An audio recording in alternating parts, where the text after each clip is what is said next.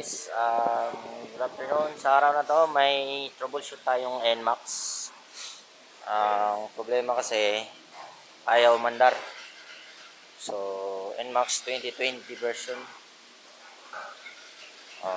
ayaw mandar eh. Dinala dito. So binuksan natin, connect natin anong sira. Battery natin okay na, malakas na siya. Napalitan ng bago. Ito yung luma. Yung bago napalitan siya, ito yung luma. So ayan o, ayaw talaga.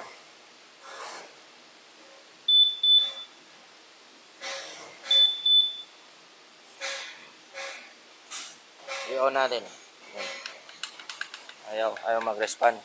So ito update lang daw para baka maka-encounter kayo ng ganitong problema. So may idea na kayo na kung ano-ano i-check. So ano ba i-check natin pag ganitong scenario? Ayaw gumana tong push button natin dito. Ito, ayaw gumana. So to cut the troubleshoot short lang, ang ginawa natin, connect natin tong wire na to, itong dalawa. Ito, dito linya dito kasi ito yung nagre-response pag i-press natin tong button. So may ginawa tayong dito, kaskas para sa mag-jumper tayo. Kasi tinest natin na yung continuity nito punta dito, tinest natin, wala siyang continuity. So yun yung problema natin. So ang gagawin natin ngayon, jumper natin. So para malaman natin kung wala nga continuity yung kanya talaga. Actual jumper natin, test natin. Yung kulay pula at saka puti.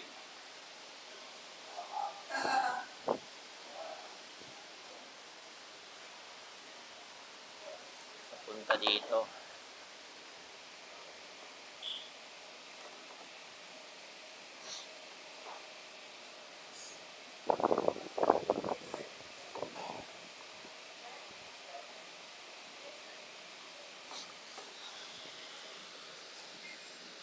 Ayan.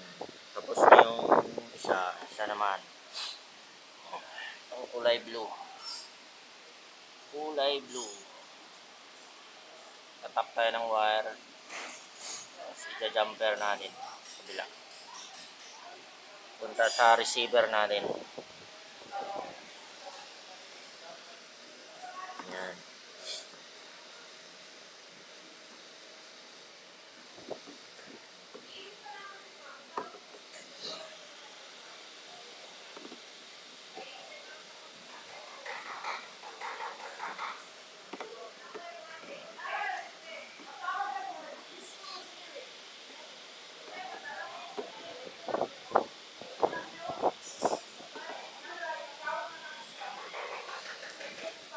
Yan na guys, nakabit na natin.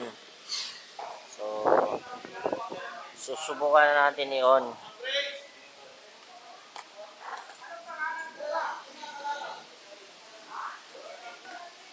Ayan, wala. I-on muna natin yung remote. Ayan, naka-off. I-on natin. Ayan, naka-on na yung remote. Ayan, tumunog na. Naka-on na siya. So susubukan naman natin i-off siya, tapos tanggalin natin yung wire na ginamper natin, tapos subukan natin i-on. Yan, i-on natin. Wala talaga, ayaw gumana. So i-connect natin ulit itong tinanggal natin na wire. Yung remote naka-on lang yun palagi. Subukan natin connect, tapos start natin. Ayan na, tumunog. Ibig sabihin gumana siya. So may problema talaga sa wiring natin. Yung isa naman, subukan natin yung ginamper natin sa kulay red, white. Tanggalin natin.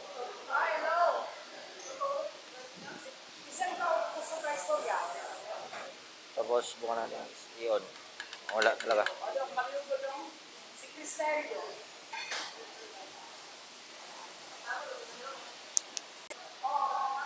So guys, balik natin ulit. Yan, oh. Ayaw talaga tumunog. Ano?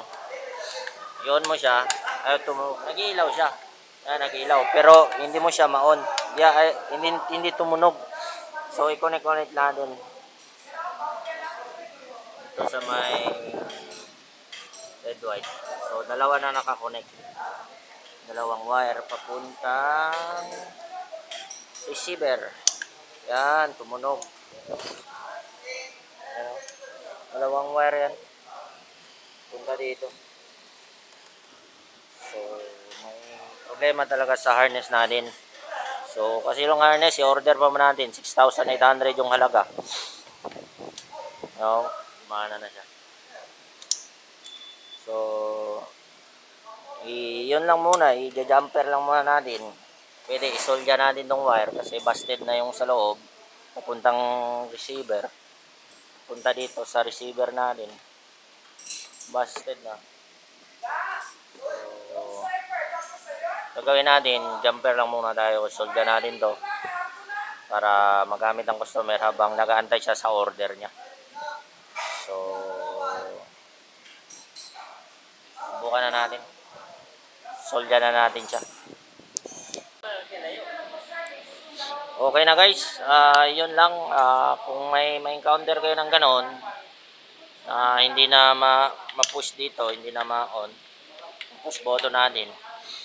Subukan nyo yung idea ko, baka makatulong sa inyo.